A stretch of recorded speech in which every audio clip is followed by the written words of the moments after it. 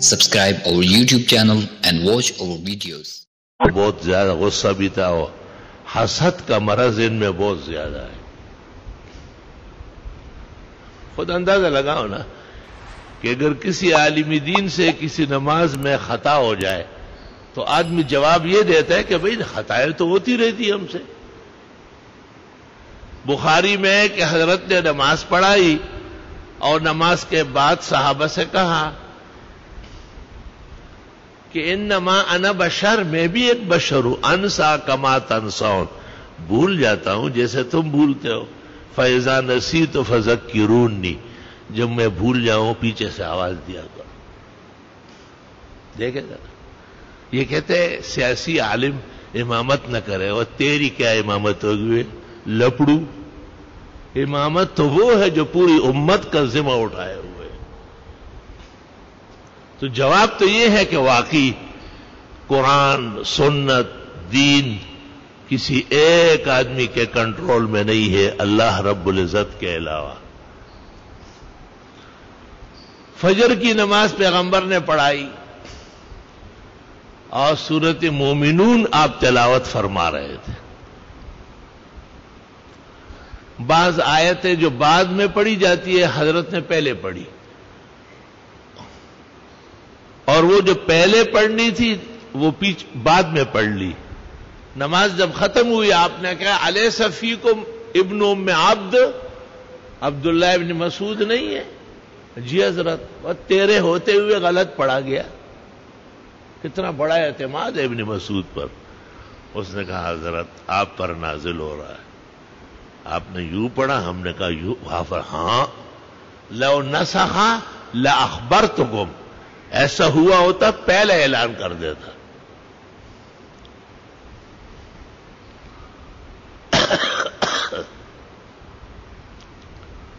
آپ نے عصر کی نماز پڑھائی،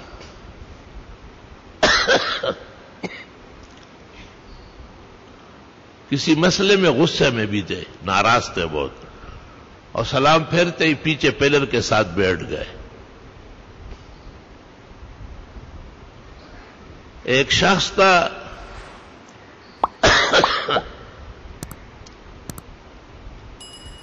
خیرباک نام تھا اس کا، اور ہاتھ ان کے عام انسانوں سے لمبے تھے. جاہلیت میں ان کو ذو الشمالین کہتے تھے. آپ نے کہا لا انت ذو الیدین، آپ کے دونوں ہاتھ مبارک ہے، شمال تو بدنصیبی کا ہاتھ ہے. وہ کھڑا ہوا اور پیغمبر کو کہتا ہے اقصرت الصلاۃ ام نسیتا، نماز چھوٹی ہو گئی یا آپ بھول گئے؟ آپ نے کہا کل ذالک لم یکن، کچھ بھی نہیں ہوا ہے. اس نے کہا وبعد ذالک قد کان یا رسول اللہ، کچھ تو ہوا ہے. آپ نے صحابہ سے پوچھا یہ کیا کہہ رہا ہے؟ فصدقوہ، صحابہ نے کہا صحیح کہہ رہا ہے. 3 رکعت ہوئی، آپ اٹھے اور دوبارہ نماز پڑھائی. اتنی سی بات اس کو پہاڑ بنا لیتے. اپنا سینہ ٹھنڈا رکھو ہے، تیرا حسد، کینہ، بغض کہیں تجھے جلا نہ ڈالے.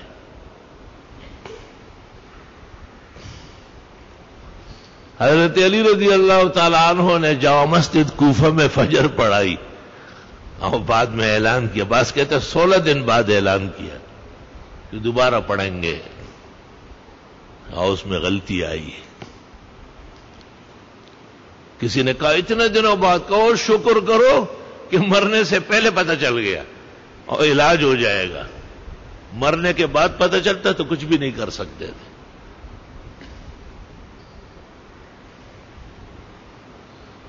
حضرت عمر رضی اللہ تعالی عنہ نے